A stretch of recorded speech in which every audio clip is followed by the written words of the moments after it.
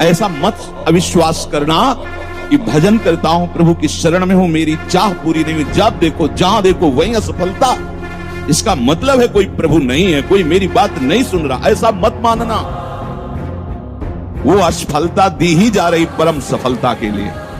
अगर असफलता में असंतुष्ट हो गए तो विश्वास डगमगा जाएगा, और विश्वास डगमगाया तो भक्ति मार्ग छूट जाएगा। कहां प्रभु, वर्षों से चाह लिए बैठा हूं और इतना इतना सब, आज तक कहीं कहीं कोई सफलता नहीं दिखाई दे रही। और दूसरी कोटि का भक्त जिसे भक्त कहते हैं, अभी वो भक्त बनने वाले की बात कहेंगे, जो दूसरी कोटि का भक्त होता है, प्रणाम है ऐसे भक्त को, वो केवल केवल भजन करना चाहता है। बस भगवान मिले कि ना मिले, सिद्धि मिले कि ना मिले, काम क्रोध जाए कि ना जाए, हमसे इसे कोई मतलब नहीं।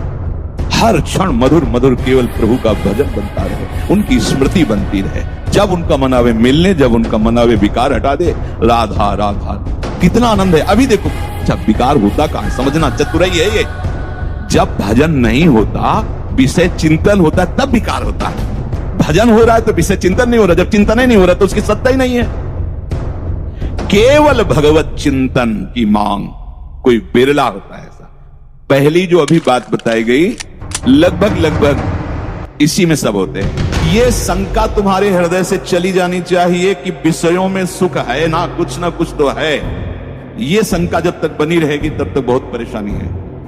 मान लो कैसी दशाएं हैं, रो पड़ते हैं लोग कि नहीं सा जा रहा। अरे पागल, तेरे को क्या कष्ट हो रहा है? तेरा मन है, उसने बुरे आचरण किए, वो जल रहा है, तू अलग हट। पर वो ये कला नहीं पता ना, अभी तक उसी के साथ रहा है, तो कैसे हटूं, कहां जाऊं? इसलिए गुरु शरणागति की आवश्यकता है। केवल कंठी बंधवा लेना, तिलक लगवा लेना, यही गुरु शरणागति नहीं। हृदय को गुरु चरणों में समर्पित करना, तो वहां की बात धीरे धीरे हृदय में आने लगती है। ये उपदेश से भी ज्यादा काम उनकी कृपा शक्ति करती है, उनकी दृष्टि। समझिए बात, वो जा रही बात तो समझा रही है अंदर से। जब चित्त का समाधान हो जाता है, कई बार कहा है कि चित्त का समाधान तो हो ही जाना चाहिए। क्या प्रियालाल के सिवा हमारा कोई नहीं। हमारे जीवन की परम शांति और विश्राम का स्थान श्री राधाजुग चरण निवास। हमें अगर बात माननी है तो सिर्फ सदगुरुदेव संत भगवान की, दूसरे की नहीं।